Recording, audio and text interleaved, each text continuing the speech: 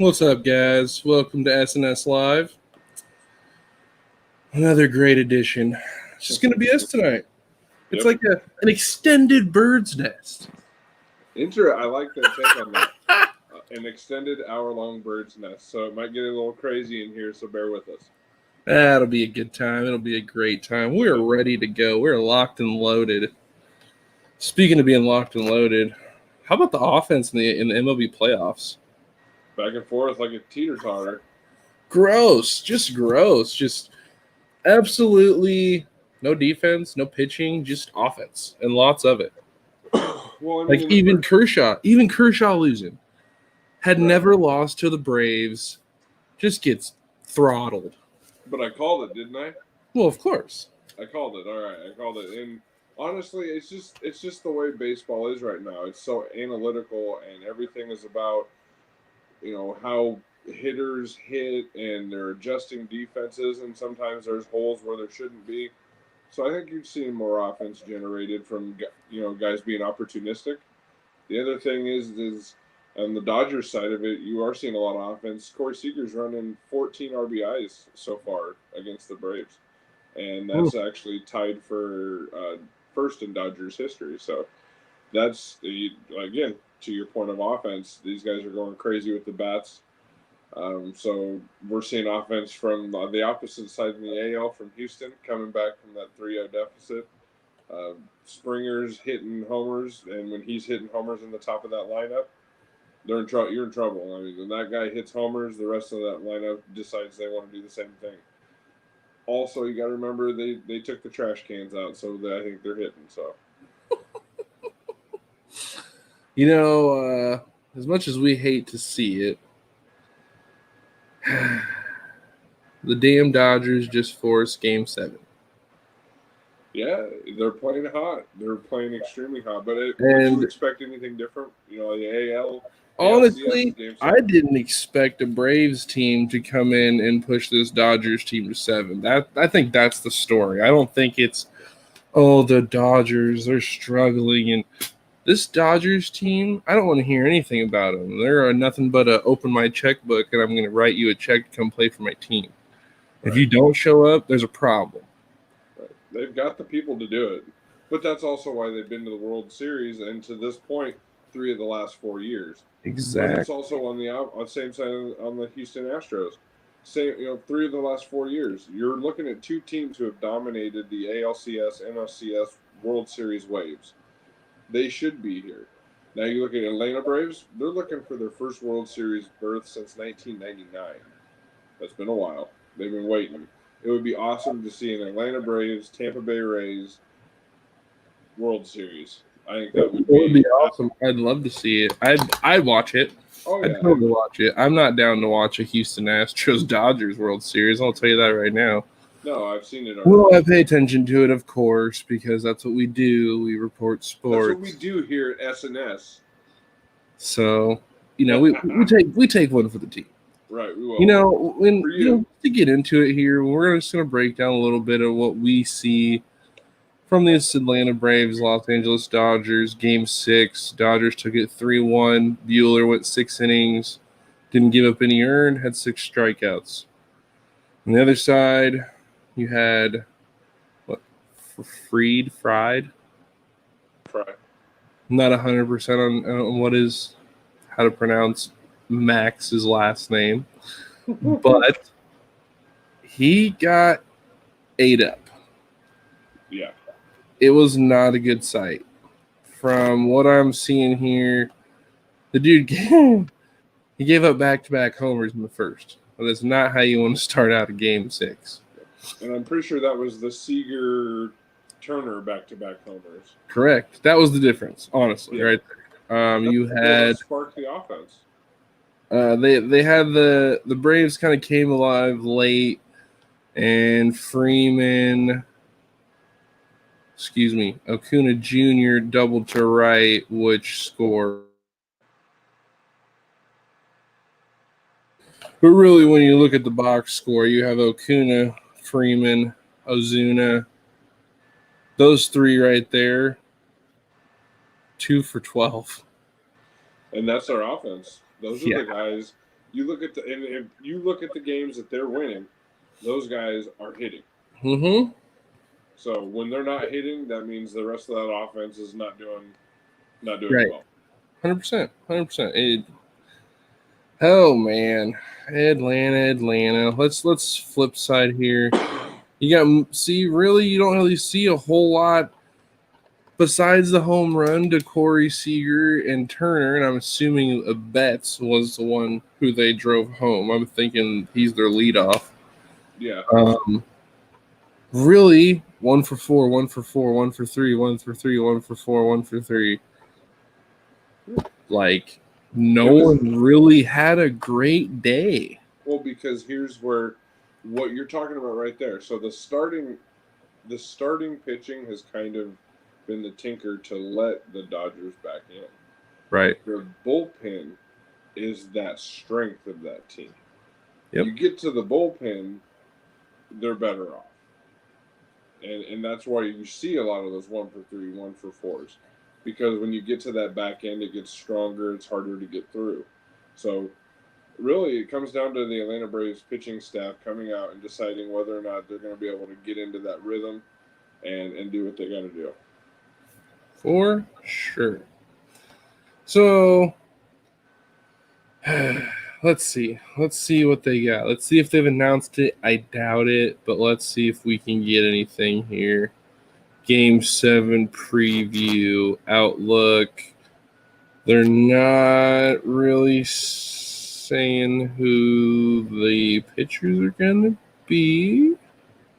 No, because at this point, we just, the game just finished. So it was just recently. It'll be probably tomorrow, maybe the day after when they release starting pitching.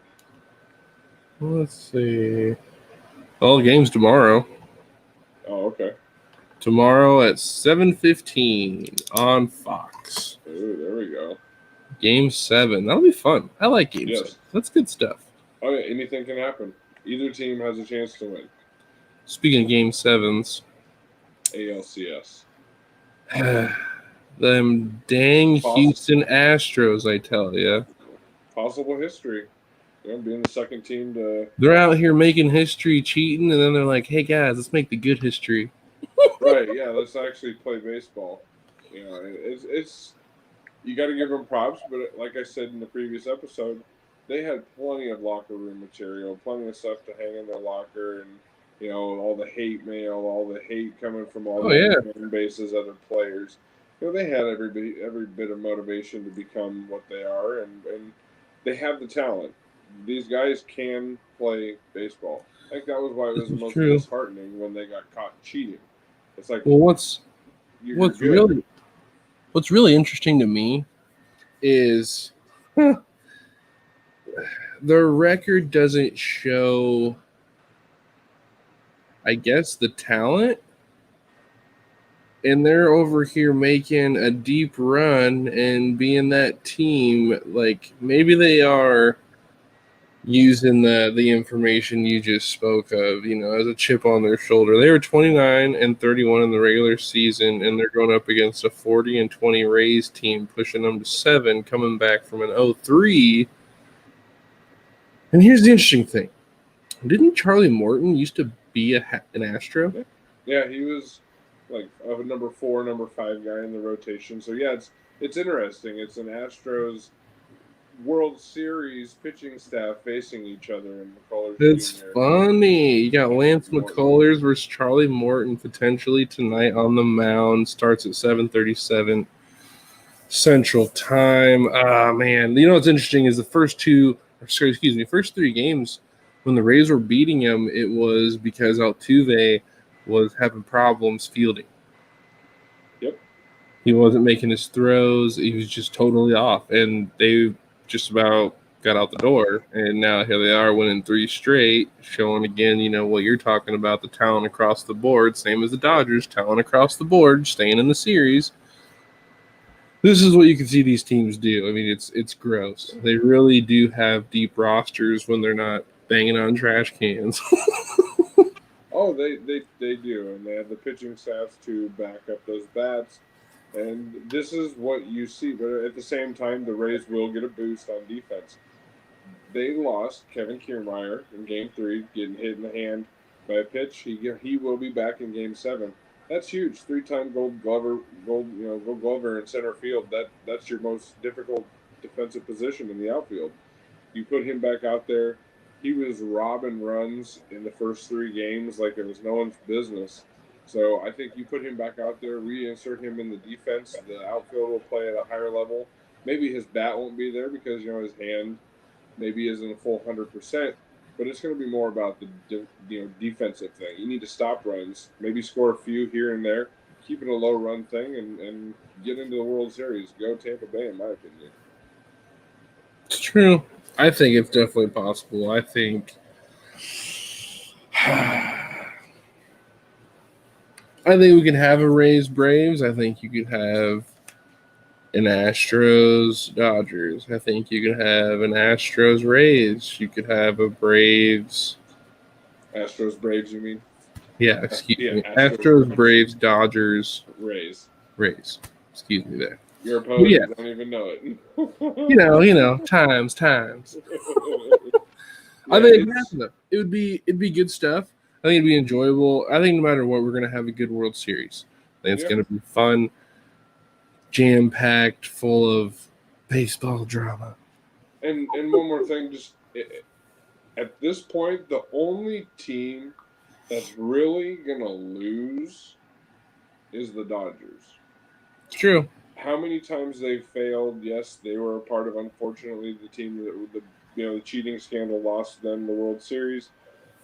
That's understandable, but at the same time, they're the only team that's really gone out, spent the money, and is at the point where it's like if they don't win, I mean that the fan base is just they're gonna be distraught. True. And so it is I think very true.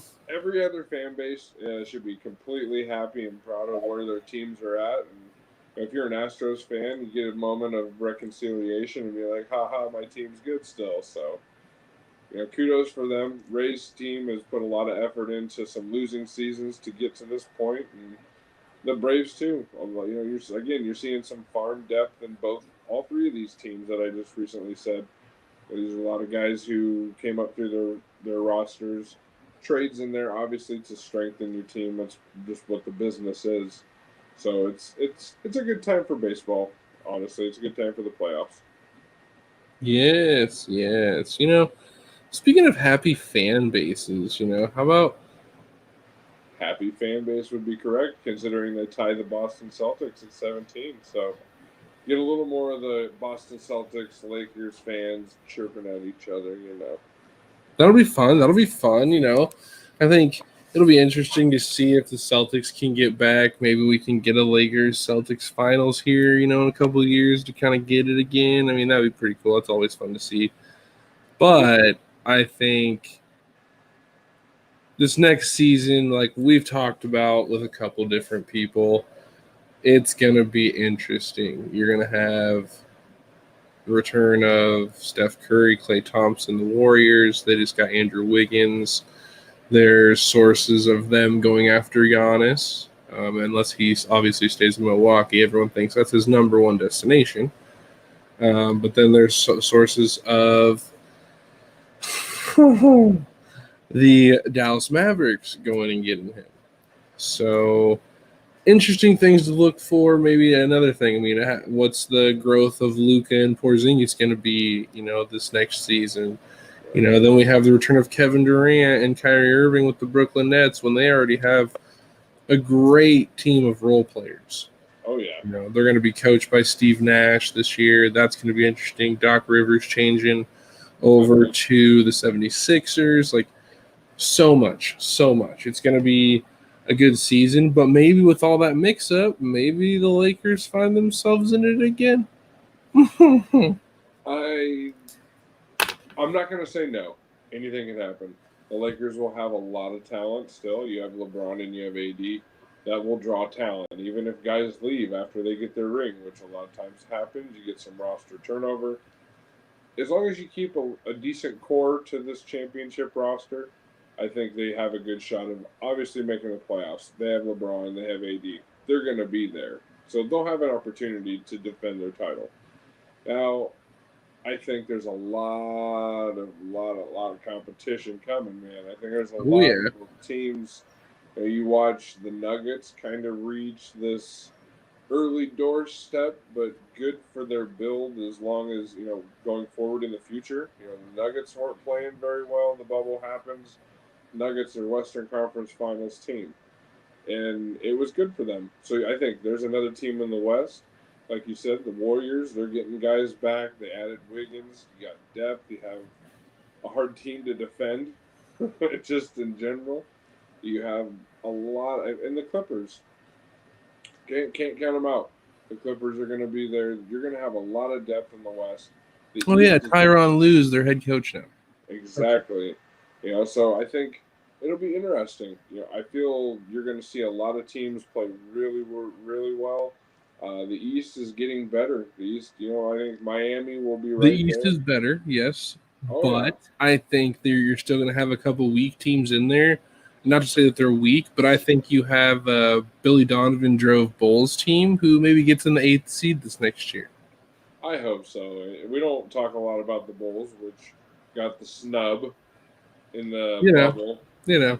One of, I believe it was 9 teams who weren't called back to play. What tragicness. Mm-hmm. So it's hard to see them not play, but I'm hoping that this is the coach hire that changes the perception of the Chicago Association, just in general, that whole business.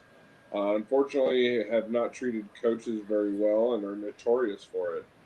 They have a really talented lineup, in my opinion. Maybe a lot of people would disagree, but I feel like they have a lot of talent. I feel like with Levine, with White, with Carter Jr., if Markkinen can stay healthy, those are guys who can score. Those are guys who can create space, and are White. He's streaky, yes, in a lot of people's opinion, but if you start streaking at the right time and getting the right guys going, they can win games. And Otto Porter Jr. being there shooting the three ball, I feel like this team can go somewhere. It definitely has the potential to be a hard team to beat. I'm not even going to say we're not.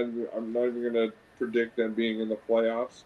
That would be nice, but I feel that they'll be competitive. I think it'll be a dark horse. I think they can easily. I mean, Levine's already shown that he has the superstar ability with his scoring. Dude can score anywhere, whether it be shooting threes, driving the lane, mid range, pick and roll, whatever you got to do. The dude can do it. It's just We now know he can dunk. right, and it's about putting the correct role pieces around him and Hell, the correct offense. I think Billy Donovan's system fully suits the roster. Zach Levine and company. And I say that because Chris Paul comes to town last year and it was, rebuild in Oklahoma City. But yet they made the playoffs. Yep. And they weren't a low seed either. I believe they were a 4 or 5 seed. Right. So they were winning games. Right. That's a good team. And they were a good team. I mean, Chris Paul, again, he expects that Thunder team to be a playoff team again this year. You know, that's just Chris Paul mentality. But I've also heard the Lakers want to go out and get Chris Paul and bring him to play with LeBron. Now you talk about bringing Chris Paul in to bring in with LeBron and AD. Now you're talking a more fluid game. When you have a pure point guard such as a CP, Well, look what happened when Rondo was in the game. when he had his Boston-esque moments. Yep. Yes, the team ran fluid. They Yep. went out and they would just dominate, and you were like, okay, this is the team that we knew and know are going to win the championship. Exactly. And you replace Rondo with a Chris Paul, which is more consistent, more frequent, night to night. Their leader, if you need him to be role player, if you want him to be, that's just a guy who's going to fill a role and help LeBron continue to perpetuate his message within that locker room. Yeah. This is true. It'll be interesting to see what's going to happen moving forward. I mean, I think it's going to be interesting. LeBron has always won the championship year 2. Excuse me. Wherever he's gone, year 2, he's won. Year 3, he's either there or he moves on to a new team. Well, AD's opting out, but re-signing, so they're going to give him a new contract. So that tells me that he's opening up money to go try to sign somebody. Whether that be Melo, potentially, who maybe Portland doesn't bring back. Which Maybe they need to. Imagine if that Melo came to Los Angeles. That would help that bench and just offensive production tremendously. So something's going to happen. Something's going to happen in LA where they're going to bring back some of the guys, but they're going to add some different pieces. And I think you're going to see this team get better because they know the competition. LeBron's not stupid. 2 days after winning a championship, what's he doing? Sitting on his couch, taking notes, watching The Last Dance again, and watching Michael film. Learning, perfecting a craft. What's he doing the 3rd or 4th day? Obviously, he probably does it every day. Here he is, working out, watching film, preparing for the next season again. Like, the dude just won a championship, his 4th, and he's juiced, ready to go try to win a 5th. Like, I don't think it's impossible to think that the Lakers repeat with AD just going into his prime. Like, it's not like AD is in his prime, only had a year or 2 left. Like, he's just going into his prime now, just got his first ring, knows what it is. Now, does he feel the hunger to try to repeat? Right. Like, we're going to see. I'm very curious where this goes, but again, you see a hungry LeBron. He's not satisfied yet. No, I mean, I don't think a competitor such as LeBron, such as a Michael, such as a Kobe, I don't think they're ever fully satisfied. I think that's what drives them to be great is those moments where they just want to be the best and no one's going to stop them. So I think, is it far-fetched? No. But is the mountain only getting taller? Oh, yes. And there's competition all over the place when it comes to the NBA now, and it's more dispersed. So there's a lot more opportunities for a sneaky good team to get in there, or just an absolute powerhouse of a team to sneak in and take business. So if the Lakers want to repeat, it'll take a lot of things to fall into place, but it'll be an interesting offseason to watch. This will be one of the hottest contested and watched, I think, off seasons in the NBA for some time. So, yeah, besides, I mean, look at last year. Last year was hot, too. We had historically the most superstars changing teams ever. Right. So, I mean, now we have some more movement to maybe solidify teams or break teams up. And if Giannis, and I will say this right here, right now on SNS. Uh-oh, folks. We got a hot take. Wherever Giannis lands, if he leaves Milwaukee and he goes Golden State, he goes Clippers, he goes Lakers, he goes anywhere where there's already superstars, let's just hand him the Larry O'Brien trophy now and let's just call it good. No need to put these guys' health in any risk, right? I think it's a given. I think if Milwaukee wants to step up to the plate and bring in superstars, you get a championship. Not like the Bucks haven't been waiting. It's been a long time. So I think having a guy like Giannis be moving possibly is creating movement on a Richter scale inside the NBA because it will tip who will win the championship depending on where he moves. I don't know that I want to see a Giannis in Golden State. Like I said, let's just hand him the championship now. I don't know that I want to watch that. I don't know that that's almost as bad. That's maybe worse than Kevin Durant going there. I mean, it's hard because Giannis offensively is more inside than anything. Is he getting a 3-point shot? Yes. But, can he continue to get better? That's what's important. If he can be consistent with that 3 throughout a season, done. Yeah. And he's playing at MVP. He's already at an MVP caliber. You add him to a to a Curry, to a Thompson, to a Wiggins. Imagine Luka and Kristaps Porzingis with Giannis. Exactly. Anywhere. anywhere he goes, you can put money on it now, they're winning. Yeah, And if Milwaukee see that. wants to spend the money to keep him there and to keep the people to make sure that championship is solidified, make Chris Middleton your number 3. No need to True. make him your number 2. It's Make true. him your number 3. Bring in another big superstar. Milwaukee, you give yourself a championship. There's no reason why they shouldn't. It's It's just true. that front office is probably struggling with a small market business. So it's an uphill battle for them to constantly go out and buy when they're trying to pay all these luxury taxes that teams like the Lakers and the Knicks, and since they're finally out of getting out of debt, but It's true. teams like that, big market, they win. Speaking of a team that has a big market, Let's be honest. I think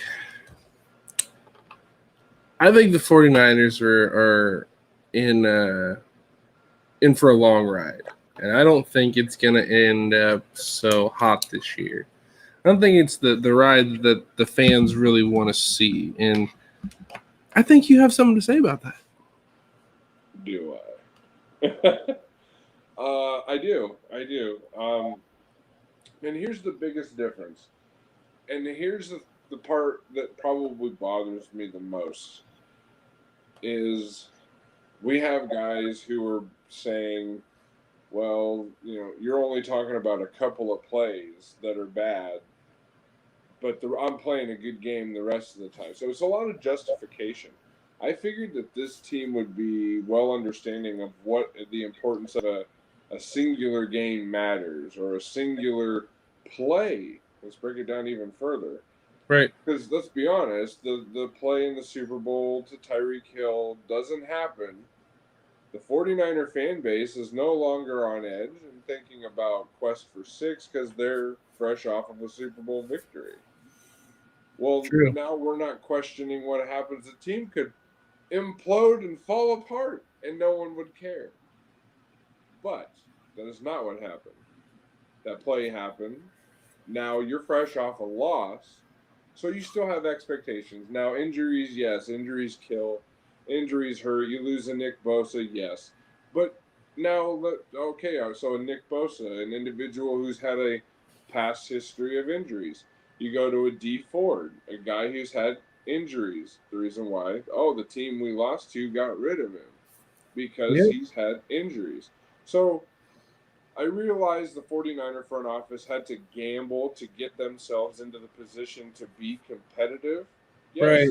I understand that, but why take risk with guys who have injury past to create injuries now, to give yourself opportunity? We're right in the middle of a great opportunity to be a strong team, NFC champions, defending that title. Yeah, we didn't win the Super Bowl, but we're still NFC champions, and we're trying to defend this, but we're coming out looking like fools.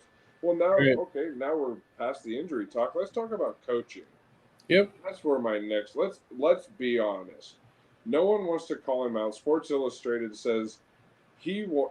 Kyle Shanahan is the reason why the 49ers haven't fallen apart. I don't know what television they're watching or what planet they're living on. Kyle Shanahan and Robert Saleh have single-handedly put the 49ers in horrible position in the past 2 games. Let's be honest. Again, the past 2 games, they were just out-coached, and then it makes the players be outplayed, and then you start judging the players. Oh, well, is it time for Jimmy G to leave San Francisco? Questions pop up. Well, why are we talking about the talent when the coaching staff can't even make the right decision on the best 11 guys to put on the field? I'll segue to my next point. Playing against the Dolphins, you have Preston Williams and Devontae Parker, who have great games against guys who couldn't even defend the number 5 receiver on the depth chart for the 49ers, Trent Taylor. And you put him out here with no safety help in a one-on-one situation when you have veteran Jason Verrett playing opposite, who has been playing at a stellar level. You look at him statistically this season, Why not give him the one-on-one matchup with no safety help? No, you shade your safety over top of Verrett, and then you don't make a single change while Witherspoon is on the sidelines, and you don't make a change, Robert Saleh, until Akilla Witherspoon says, "Oh, well, I'm going to go in now." After he decided to go in, there's a reason why soft. There's a reason why Dante Whitner said he's soft. Why are you not playing? Why don't you walk in and be like, "Coach, I'm in." Witherspoon gave us the better chance to play and play well. Then we maybe wouldn't, you still put Verrett by himself, put Witherspoon with Ward over top of him. He didn't want to. He didn't want to have to deal with those wide receivers that day. Are you kidding me? It's a joke. And then our coaching staff doesn't make the right decisions to put the best 11 people on the field. You're signing practice squad guys on Saturday to play them on Sunday. Yep. Are you kidding me? Mm-hmm. Let's be honest. Kyle Shanahan should be fired. That's where I'm at. Uh-oh. I don't think he's Hang on, folks. I think that there's multiple things that prove that he has this inability to coach past if the moment his scheme falls apart. Yes, is he a great offensive mind? There's no doubt about it. No doubt about it. His quarterbacks play well. Do I think he cares to have Jimmy G as his quarterback? No, I don't. I think that's also another reason why there's so much inconsistent play from the quarterback. I think Kyle Shanahan's just waiting for his moment for Kirk Cousins to fall back into his lap. I feel like that's the guy he has his his vision within his head that he's going to complete something. You have Jimmy Garoppolo who can clearly execute this scheme when given the proper time to operate it. And you talk about 3 of 5 sacks coming from miscommunication. Mm-hmm. And if I sound angry, it's because I am. But it's ridiculous. It's absurd. As a 49er fan, and I watched a team win 5 straight Super Bowls, then lose the next 2. This is just garbage. And that's not the word I feel in my head, but it's garbage. It's just absolute epic trash. And John Lynch should not be sitting by. He should go and check his head coach and say, "You don't know how to coach. You need to figure out a better game plan. Let's get it together, or you're out the door." And that's where I'm at. Let's be honest. More accountability. It's tragic. They're going to get rocked on Sunday night with the Rams. And if they lose to the Rams, they're not winning another one. By the time I'm talking 2-9, when we're going to play the Washington football team, which hopefully they haven't figured out something on how to play football, because we'll lose to them too. So at this point, tank for Trevor so we can have a quarterback. That maybe Kyle Shanahan would believe it. I'm done. Well, first take on Let's Be Honest. I'm sorry that is the way things have been trending. I think this weird season of COVID has definitely affected a lot of teams.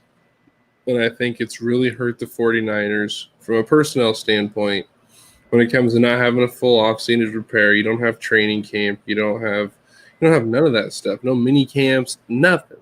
They just have these dudes train, be ready to go. No preseason games.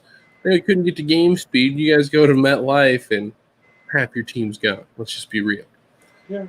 Well, according to Captain Kittle, we had the best practice of the whole season. But then according to Shanahan earlier this year, we haven't had a single practice where the entire, offensive personnel or the defensive personnel hasn't been together. So either have some accountability in this head coaching staff, or I know that there is a guy who runs the same defensive scheme, and I believe he just lost his head coaching job. So I'm sure his schedule's open. And Robert Saleh coached underneath of him while they were in Seattle. Just saying, there's a good guy out there who knows how to run this squad, and I'm sure he would have made adjustments prior to Akilla Witherspoon making claims. You wouldn't be talking about Dan Quinn, would you? I would. Oh, okay. I would. Well, yeah, no. You know. Yeah, no, I like that. I like that a lot. I do think it makes sense. I think if you don't hold him accountable, you're going to have an Adam Gase situation, and that's how I think of it. Adam Gase has been a head coach for how long now? What? He had 2 years in Miami. He has, this is his second year in New York, so he's had 4 years now? Yep. I have to double check that, but I'm pretty sure that's correct. Right. He might have had 3 years in Miami. I'm not 100%. Yeah, he's had time to show that we'll say 3+ at least. Right. The dude, and just now last week was like, oh, I will get rid of play calling if that's what I need to do for this team to win. What? It's taken you this long to realize that your play calling sucks?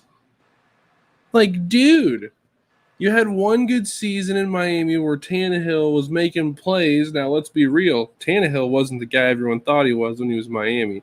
Let's be honest. Yeah, let's be honest. I was that guy. I always said Tannehill was good, and now here you have it. Ugh. In Tennessee, balling out. Gross. Just gross. So, speaking of Tennessee. Balling out. Oh, boy. I enjoyed week 5, not just because my team beat your team up. That was great. That was amazing. But Trash. It sucked. It sucked. I was hoping that it was going to be, a close game and, Jimmy would actually have a good game and kind of give the defense more of kind of a test. And he didn't even look healthy. So I kind of took it with a grain of salt. So I have watched this Miami football team very closely for the past couple seasons. I want to see them obviously it's big to beat the NFC champions or the AFC champions or whoever wins the Super Bowl. It's big to win in those moments. I want to see them get past this. Obviously, they don't have a test very much. You have a practice squad in the New York Jets that you'll be playing this week. So who knows? Who knows if they'll even show up? You might play ghost players. Joe Flacco's playing, Right. It could be it could be something. Right, it could be. But I don't even think they'll show up. So I think Dolphins win big. But next time we need to talk about what the Dolphins are doing is when they start to hit some of these teams that are winning right now. I wish to say that it would have been the 49ers to have that winning record and play them at that high level. Right. Because I expected it to be, but that's not the case. So I'm excited to see them get those challenges and how they react to those challenges. I'm with you 100%. I think we'll talk about this more here towards the end of the show, but they've showed signs, major signs of growth in areas that you want against good teams. Agreed. So back to those glory days in Miami. Ryan Tannehill. I'm liking it. I'm totally enjoying it. I might be, watching it in my closet, because I don't want people to see, but with my, Tannehill jersey, no, I'm just kidding. No, he's not kidding. He's not kidding. I'm not sitting in my closet, but I do watch it, and I'm enjoying it. You see the dude make plays when he has to, except for he needs to be careful when he's trying to jump into the end zone and not try to, blow his knee out. Right. Dude, be careful. He's playing at a high level, and it just opens the game for the Derrick Henry show. And if this team plays smart, they're strong, they're fast, and they're more than capable of taking care of business, wrapping up in what otherwise is a very, very winnable AFC South. Oh, yeah. I think the Titans are the cream of the crop when it comes to the AFC South. And they have an opportunity to get a number 2, number 3 seed if they continue to play at a high level. I think so, too. I do. And I think you're right in the sense of it starts with Derrick Henry and Ryan Tannehill. You saw it last week when he got one of his major receivers back. Obviously, They beat the crap out of the Bills. A.J. Brown was all over it, doing whatever he wanted. Tannehill's throwing to him. He's hitting Jonnu Smith, I believe is his name. Yep. Tight end. Yeah. Kid's killing it. He is hitting the people place. that he needs to hit at the right times. He's not making dumb plays. He's making good reads, making good throws, taking care of the football. That's what you want. And to come in during a weird COVID situation, they didn't have a whole lot of practice or any time to get together, whatever. People said they were practicing all that. There's clips of it when they shouldn't have been. But for the most part, it was up to them to have their body and continue to be ready. And you saw the difference between Tennessee and Buffalo. They totally took care of business, and Buffalo didn't even look like the team they looked in prior weeks. Nope. And does that raise questions about Buffalo? But we will also talk more in depth about that. But I feel like this was just a really good moment for Tennessee to come out and just really give it to those naysayers all talking trash about them and they're going to come out flat and it's just I'm proud of those guys down there coming out, taking care of business, looking like a strong football team playing for their head coach with a coaching staff that knows what they're doing.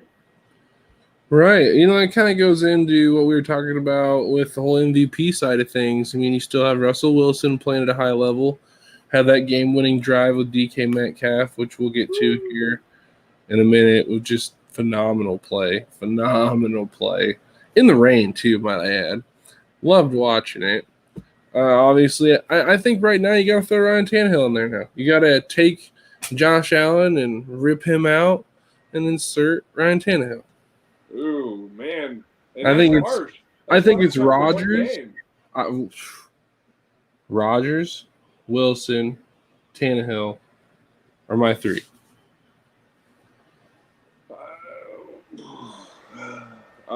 Yeah, I'm going Wilson, 1. Rodgers. Well, no specific order. I had no specific order on that. I'm giving my specific. Okay. So I'm going Russell 1, Aaron 2. People will cry about it, but Russell is the just that perfect quarterback right now. Yes, Aaron, you and your offense have stolen so many beautiful ideas from that 49er offense, and I'm watching it, and it's looking good, but it's okay. I think Russell Wilson's playing at a higher level, but I think Russell Wilson, Aaron Rodgers, and I'll go Tannehill. But I think Josh Allen is right there. It's a tie. I think if Allen comes out next week, takes care of business, they go on another 3-4 game win streak, he's right back in it. But he was the reason mainly they lost. Throwing interceptions, not taking care of football. It looked terrible. That instantly, boom, you're done. They were out of sync really bad. They didn't show up. They weren't there. But also in this MVP talk, don't forget about Lamar Jackson. We cannot forget about him. Can never discredit his play. He is just on fire. When the offensive coordinator doesn't try to put him in the pocket, they look great. They put him in the pocket against Kansas City, they look like trash. It was just a horrible game plan. I don't know why Kansas City. It's like I said that's what happened or something. Look when you let him make the plays, extend them after the fact of when they shut down, 5+ seconds after the snap.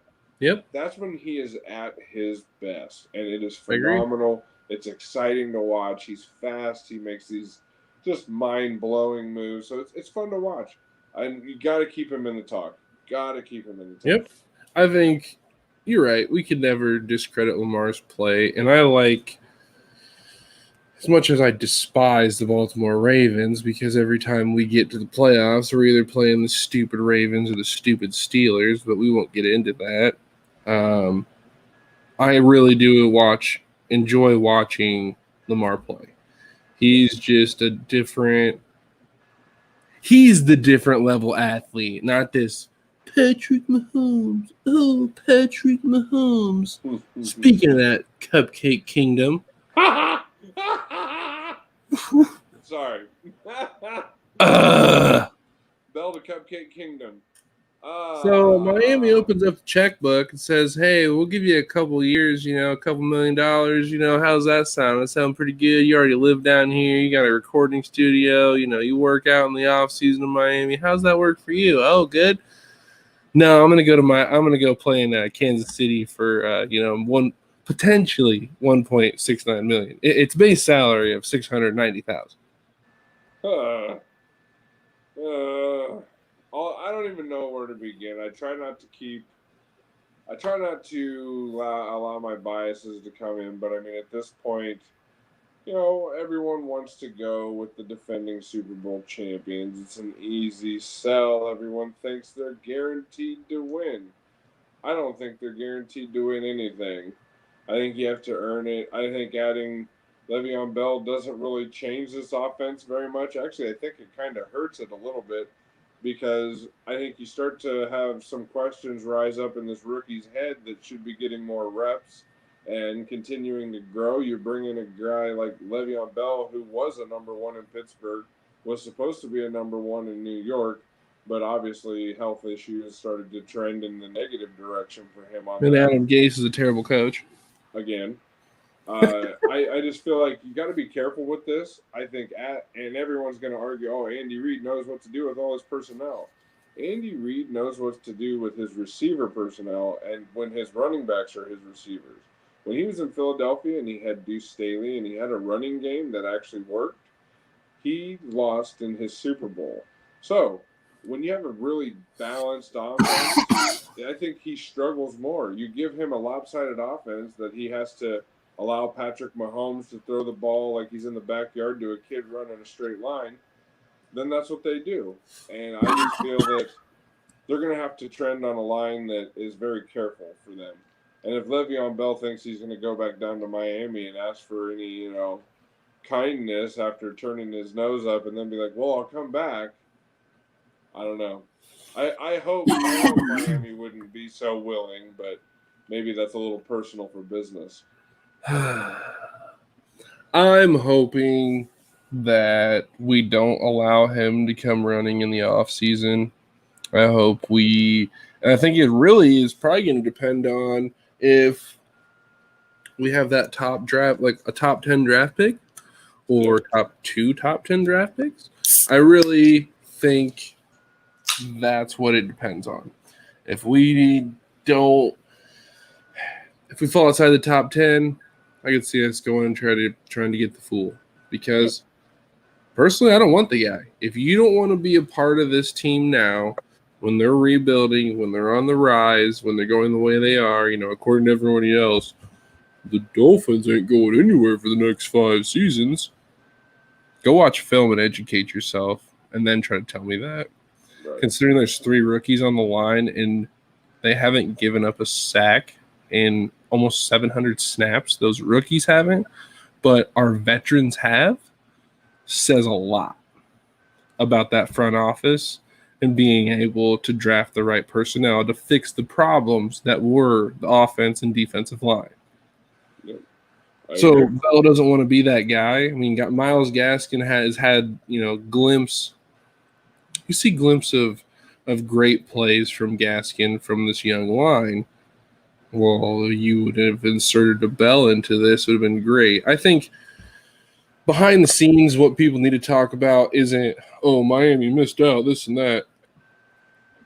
Yeah, I was a little upset, but we'll get to that in a second. I think you have to talk about this in the sense of Miami as an organization. It says a lot that they were even in the running with the defending Super Bowl champion for a high level caliber player to go to the organization. That says everything about where this organization is going.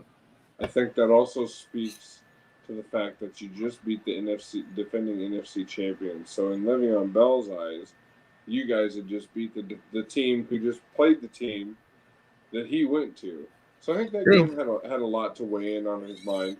But I mean, just the fact that he's willing to just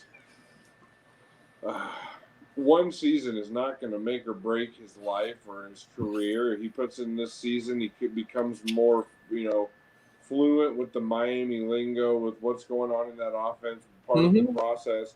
Then you bring in Tua, where you have in my opinion, an excellent quarterback who's going to blow people's minds away. I think it was a perfect storm for Miami to actually get back to that playoff run. But Le'Veon Bell just wants to cash in now. Everyone wants to talk all this stuff about all these players and all these sports that chase rings and chase championships. But why again, no one in the Chiefs kingdom wants to admit that their team is going to be a magnet for it. That's what happens when you win championships. People want to come ride the coattails and get a victory. Exactly. Which, I'm a huge Kevin Durant fan, and everyone was like, "Oh, KD, you're a cupcake because you went to the best team in the NBA to try to win a championship."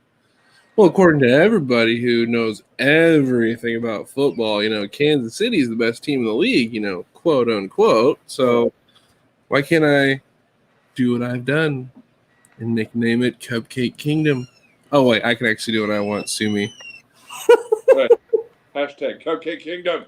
Yeah, like garbage. Pure garbage. Get out of here. I hope they fail. Can't wait to watch week 14. Obviously, if we get blown out, I'm going to have my Twitter continue to blow up like it has been for the last 48 hours from said Cupcake Kingdom statement. But, oh well, haters going to hate. I guess you can call me a hater in this one, but it was more saltiness at the fact of, again, people turning their nose up at an organization on the rise, and then fans not knowing, excuse my language, jack shit about what's going on in Miami. Anyway, all right. So we're gonna have to find the bleep button now. Where's the bleep button? No, it's okay. It's okay. So we're gonna get into the fun stuff here, and the fun stuff is one of the more later segments that we enjoy very much. So I love it. Fact or fiction time. And we're gonna start somewhere great. Well, the kid was great, and we're just hoping he can be great again. Oh, Dakless Dallas. It was gross. It was gross. It was sad. Poor Dak. I was sad as a football fan to see the kid have to deal with that after him getting franchise tagged, like the last 2-3 seasons. Like, he's been working through it and still being that guy and throwing. And he was leading the league going into this season, almost has 2,000 passing yards. Like, the dude knows how to perform at a high level. I just hope that he can get this fully healed, taken care of, back to where he needs to be in order to, again, perform at a high level and get his contract. He totally deserves it. It's funny because you heard sources and Jerry Jones say that he was worth anything you could put on paper. Well, they had it on paper, but he wouldn't sign it. So I don't want to hear that from Jerry. It's just more excuses out of Dallas of why not to give one of the best quarterbacks in the NFL. And I'm a 49er fan, and I'm giving Cowboys credit. Like, God, sue me. Uh-oh. Sue me. But I like Dak. I always have. I watched him in Mississippi State. The kid plays football. He goes out there, and he drags this helpless Cowboys team who just can't figure out how to play football. And then he's like, here, guys, let's go score 40 points in the last 5 minutes of the game. I don't know what this – he's just – people need to give him credit. This guy is one of the best quarterbacks in the league, has proven it year in and year out, but gets no credit. Hey, Dak, you should come to San Fran. Just saying. Whatever. Point being, Dallas is going to miss out because they're not going to pay this guy. They're going to let him walk. People are, they're going to be scared with his ankle. Yes, he broke it. Medical science has advanced so much. We have guys, Tua, who are playing. There's a lot of other ones who are playing. Alex Smith, comeback player of the year. You're talking, these guys have injuries that ruined people's careers, and they're playing. I think if he takes his time, does what is necessary, heals his body, Dak will come back. and Dak will be Dak. It's true. This is very true, sir. So then, fact or fiction, Dallas hurt without Dak? Fact. They are going to lose, and they are going to lose big. The NFC East is going to be the trash can and the dumpster fire of the NFL, but I see the Eagles fly to the top of that division. With a losing record, let me add that. We'll go there, but yeah. All right. Here we go. You ready? Boom. Fact or fiction, Bills exposed by the Titans? Fiction. I'm going to go fiction because I just feel like it's just one of those games. Everyone has their moment. I think the Bills are going to bounce back. The Bills are going to get back to doing what the Bills Mafia does. They're going to run the ball. They're going to hit you in the mouth. They're going to come out and play physical. I think Josh Allen will have a bounce back game. He'll get his guys running the routes. They're fine. Yeah, I think, honestly, as much as I want to disagree, because I'd love to see the Bills just totally implode, I think this is going to be fiction. And, again, they're going to get back into being physical and just how physical team. But here's my thing. If they got smacked in the mouth by Tennessee, what does that say about Tennessee from a physical standpoint, you know? But we knew they were physical. Last year, that was one of their best edges. That's what happens when your head coach is Mike Vrabel. He will come out. You guys will be physical. You take care of business. So I think this is not really a surprise that Tennessee came out and was extremely physical. So I'm just excited to see the rest of this season continue to pan out. Yeah, that's a great, yeah. Fact or fiction? Condor doesn't know how to moderate. But guess what? Albatross is here to save the day. No, we'll just say that I just found out that the not to scroll sideways. Hey, don't you worry, I got you. Hey, I'm glad there was someone else there. That probably would have been terrible. Well, after the minor delay in what is said technical difficulties, oh man, we're gonna go to this. If we get a Dodgers Astros World Series, do the Astros take it again? Fact or fiction? You know, I'm going to say fiction, and this is why. I think the Dodgers understand the gravity of where they're at. That's why they went and got Mookie Betts to lead that lineup. True. They have what they needed, and the guys are playing where they need to play. If you let the Astros get an opportunity, they will take it. They are a very opportunistic ball club. They will beat you when you think you have them beat. Obviously, look at them now, trying to repeat what only one other team, the Boston Red Sox, did, coming back from 3-0. So if they get to this point, they're already in the history books with an extremely, extremely small list of teams. Right. And it just cements how good that roster is. And then a lot of people, I think, don't ever talk about them cheating again. It's true. Speaking of the Astros. Again, I'm a Mariners fan. You're asking me to talk about these guys like I like them, but it's okay. We do a sports show, right? Hey, history's history. So far we're watching it. Can they complete it? It's doable.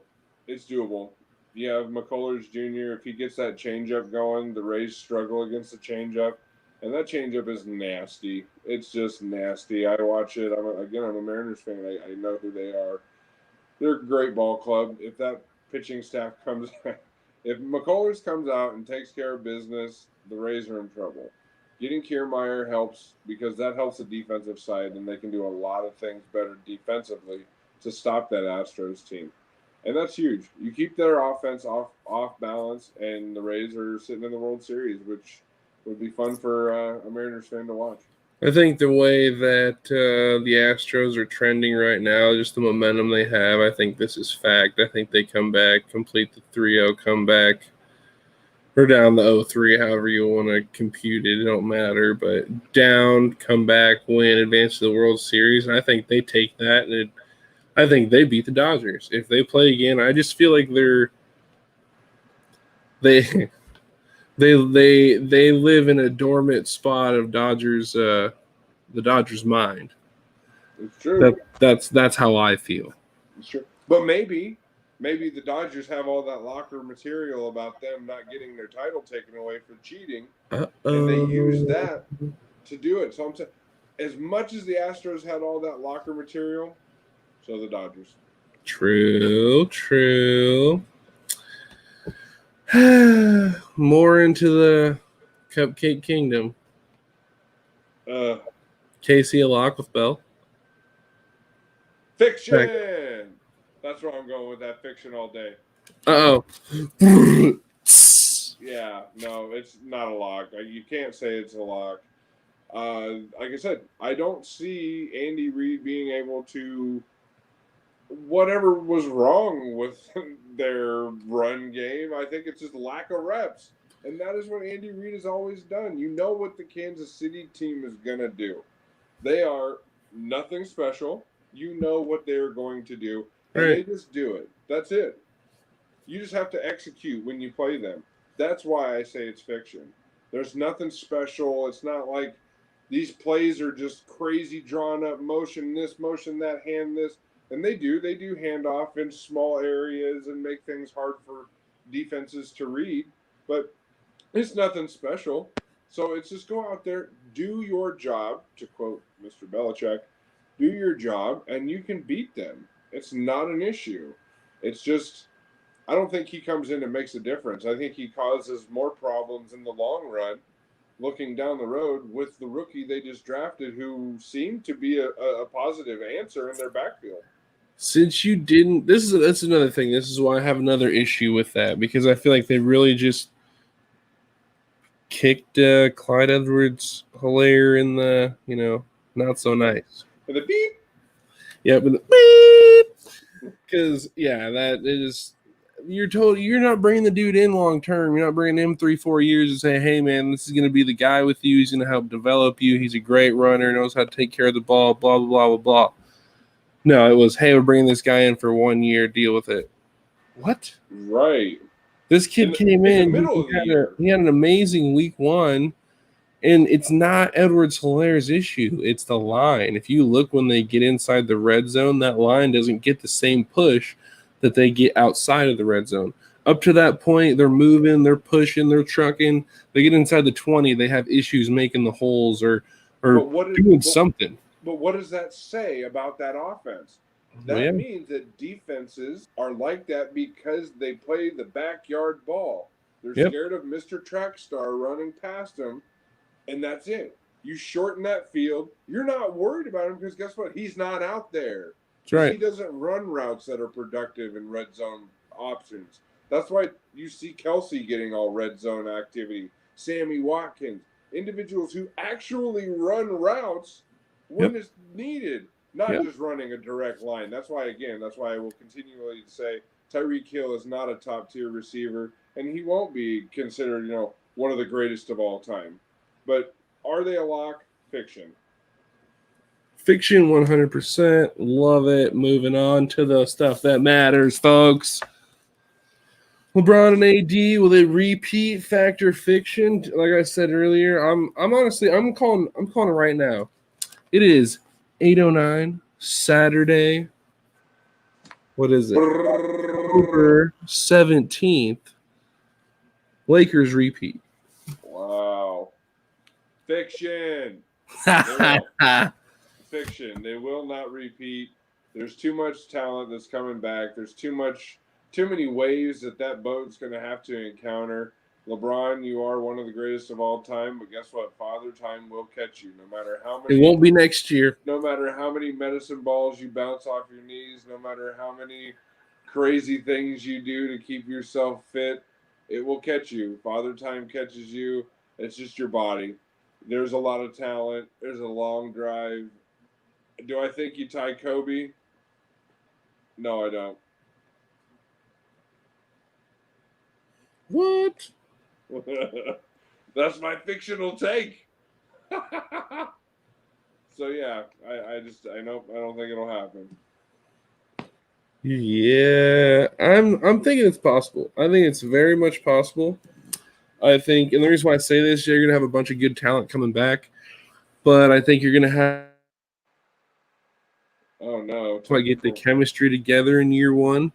I think KD and Kyrie are going to have their moments of, hey, this is great, and then kind of have issues.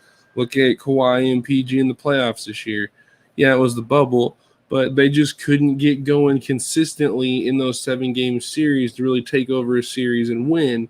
I think it'll happen next year, but I think that'll be the Lakers' biggest test, along with the people who've done it without really anybody besides a good supporting cast of role players, Steph and Clay.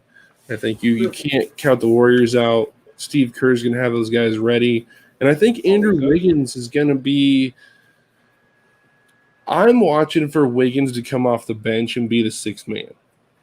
But overall, I think watching the Lakers, we got to watch them. I think LeBron and AD, if they're doing what I think they're doing with AD saying, yeah, I'm going to opt out but re-sign, I think LeBron's like, hey, we're going to free up some money. We got to go get somebody. We need to add a little more in order to repeat. And I think they're going to load up and try to repeat. I think they get there, or at least really close. Yep. Oh, they'll make it to the playoffs, no doubt, but fiction on the repeat. So then, unfortunately, my friends, we from there, we're going to talk about really good old Russell Wilson. We had this last week. We'll go back to this. This last week, obviously, we had Wilson decaf that last drive against Minnesota. They started off really flat, looked really bad early. Minnesota was just up on them, looked like they had them taken care of all game long. And then here comes Russ leading the charge, calm, cool, and collect, getting the job done. DK Metcalf in the rain catches, I believe, 4 or 5 passes on that final drive, and the diving catch in the end zone to seal it. Yep. Whoo! I believe they're 5-0 for the first time in franchise history, if I remember correctly. I'm pretty sure that's right. That's good stuff. They're just playing in a really. Russell Wilson is willing this team in a very similar fashion to a Dak Prescott. You know, Dak would utilize his awesome receivers that he has.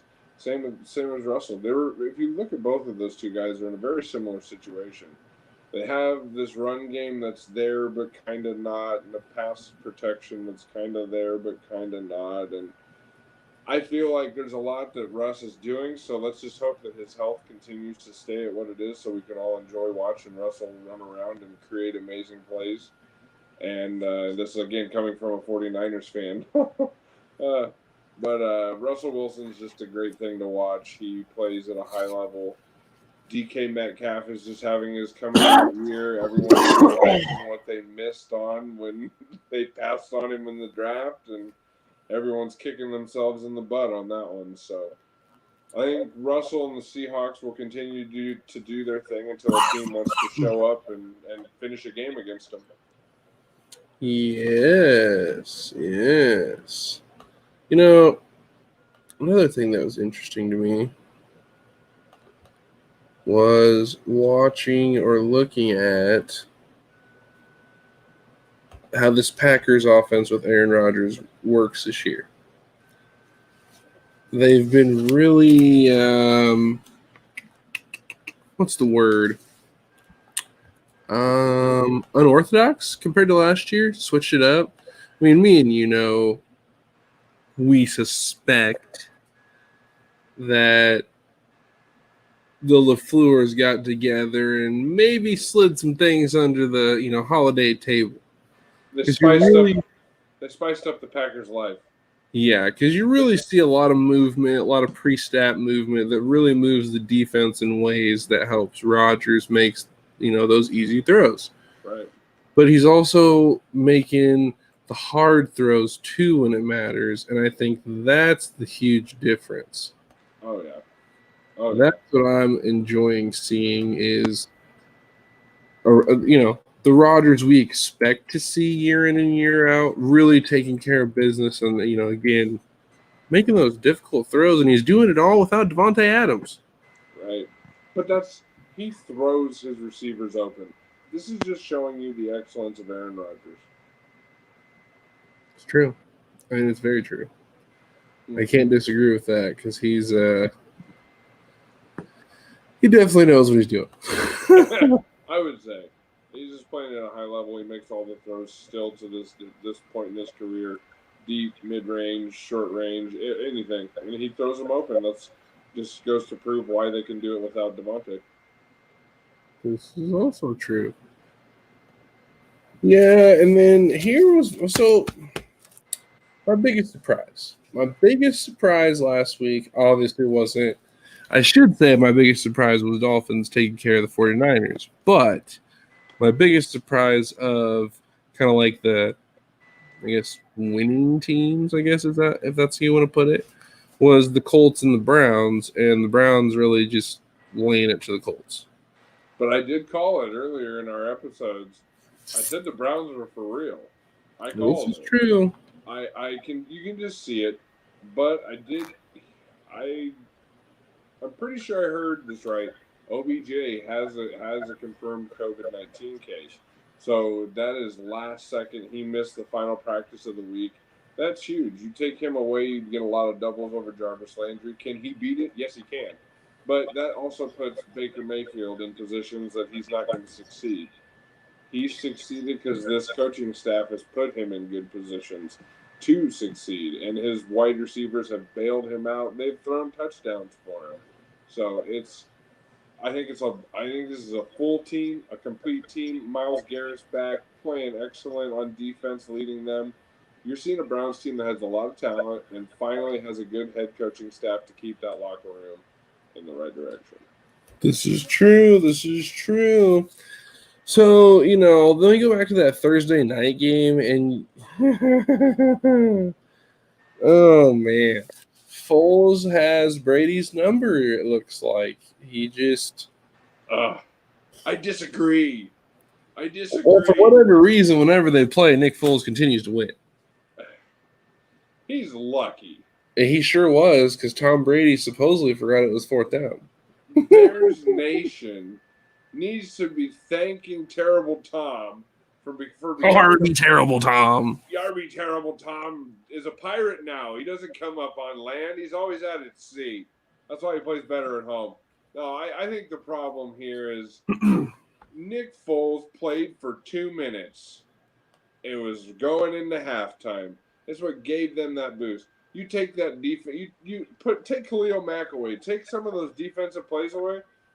Tampa Bay Bucks go in there and they just dominate. Again, this is the same old Bears, same different year, same anything you want to say. They're riding the coattails of this defense because they're riding on a spotty at best quarterback who streaks and then has moments of brilliance and can throw any pass in the game, and then he turns around and throws some of the most ridiculous picks in the game.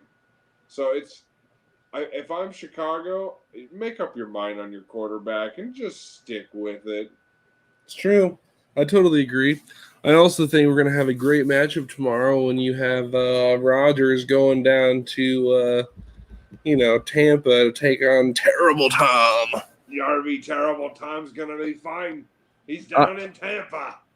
I think the Bucks give the Packers that first loss of the season tomorrow. Oh, you know what? I think we're going to go here. SNS special. Right now, Tampa gives Green Bay loss number 1. Ooh, hot take. Uh-oh. Love it. We got a nice Monday night doubleheader here, kind of, sort of. We got 4 o'clock. We got Chiefs-Bills, Battle of the 4-1s in Buffalo. Go Buffalo. Got to showcase that Cupcake Kingdom who's boss. Yep. Sprinkle some of those cupcakes.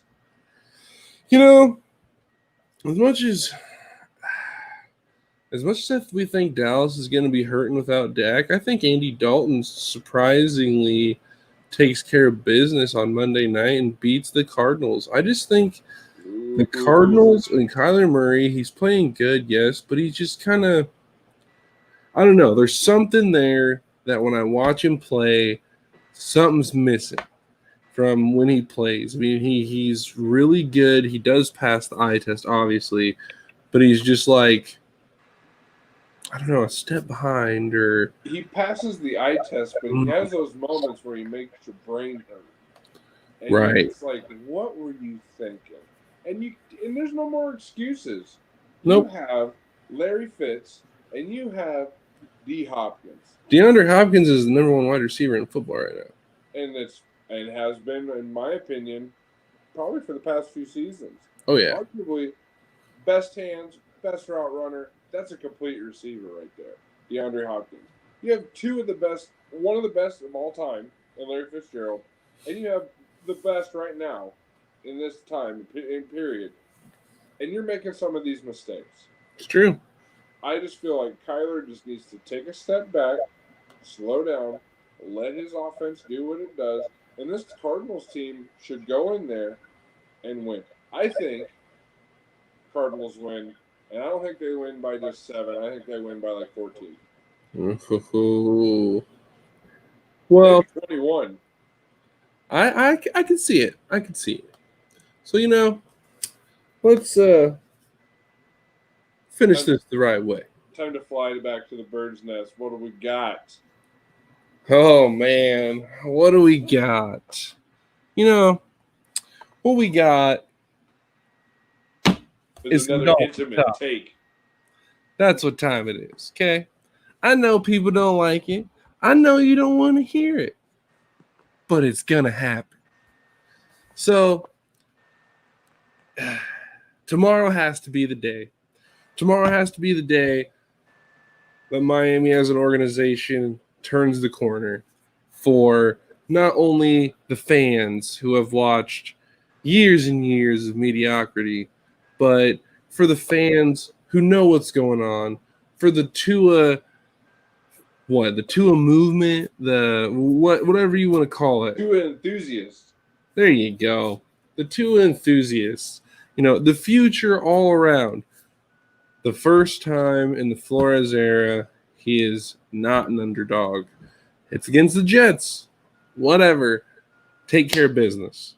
Yeah, they are. Show you can go out there and get it done. Show you can go out there and take care of business.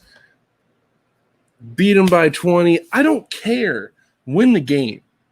I don't want to see no last second walk-off Jets get their first win of the season because we didn't decide to show up at home. No. If that happens, nothing's changed in Miami, as much as people want to say. Nothing's changed. But if they come out tomorrow and take care of business, Fitz decides he actually wants to play and throw the ball, we'll be fine. I think Myles Gaskin's totally pissed off right now. I think we're going to feed him the ball, and I think he's going to have a monster day tomorrow because he is pissed that we wanted to bring Le'Veon into town. 20 minutes after Bell announced his sign in Kansas City, Myles Gaskin released this special kind of edited video of him making runs and plays for us this year on his Instagram, like 30 minutes after Bell signed. It was kind of like, hey, I'm still here. Let's do this. Yep.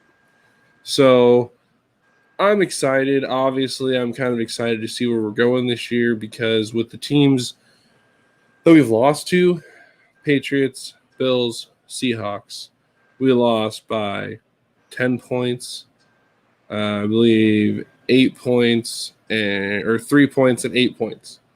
So it's like we're in all those games. Fitzpatrick doesn't, make stupid plays against the Patriots and throw picks and Preston Williams doesn't fall down and all that junk. Who knows how that game goes? I'm excited when we play them again. This team's coming together nicely. We're making plays. We're doing what we're supposed to. Offensive line's giving people time, as in Fitzpatrick, to throw the ball. And at times, they like to open up the run. This isn't the same team, and they need to show everybody that we're not the same team tomorrow so this whole bullshit narrative around the Miami Dolphins can be gone. Beep. That beep button is not working. Right, we haven't paid for that yet. Oh, we'll talk to it. Production notes. All right, here we go. So I think it's definitely time for you guys to end the bad narrative. please go out here and beat the practice squad Jets. Please, please. I don't want to see. I had to watch that trash game last weekend. It was horrible. I sat there and wanted to rip my eyeballs out. I know you It loved was watching. junk. I know you It was loved watching junk. that opening play of Fitzpatrick dropping back 40 yards. Preston Williams opening play. I know Against you a loved practice watching it. squad guy. I don't want to hear it. This is a training camp. So no. You're right. It's the regular season, and it mattered. I'm done with your Dolphin narrative, okay? When you're a dynasty, we'll talk more. But here's what I Shut got your to say mouth. about this. Here's what I got to say. You guys come out, you take care of business. I want to see what happens when you guys play some of these bigger competitors. Show them you're real. Show them you're going to come out. You're going to hit them in the mouth. You're going to play physical. I think it's time for Dolphin Nation to finally have their moment in the sun. No pun intended. You know, the sun. Their moment in the sun, and hopefully turn the whole program in the right direction, which it seems to be sailing. You know, I like that too, and I say this also: win tomorrow, take care of business, go into the bye week next week. We got 2 weeks to prepare for the Rams. Yep. What more could you ask for? If you win tomorrow, you're on a 2-game winning streak, taking care of business, going heading forward. Yeah, and you were making the comment earlier. All the offensive line has played well. What better test than playing the best defensive lineman in the NFL? And the Rams aren't playing Exactly. bad right now. And on that note, since we're in the bird's nest again, Niners get romped by the Rams. Hopefully, Aaron Donald. Please, Aaron Donald.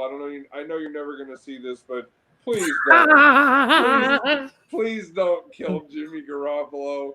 I love watching you play, but don't kill him. I like Jimmy G. He's a good guy. Please don't kill him. Maybe I'll share this on Twitter and tag him in it. See if he sees it. I'll be like, hey, go to the 1 hour and 20 minute mark, and we got a message for you. Right. Oh, man. But with that being said, that's where we're going to leave it this week on SNS Live. We appreciate everyone taking the time to check the show out. We will be back. Obviously, we didn't have Thursday night this week, so we didn't have a special, but we will have Thursday night coming up this following week, which will be great. We're excited to be doing that. And we'll look for you guys next Saturday. You all have your wonderful weekend, and remember, drink responsibly. Also, I would like to say, just if you guys have any comments, put it on the page. Let us hear your thoughts. Anything, it'd be good to hear you guys' feedback. But thanks for watching. We do appreciate it, guys.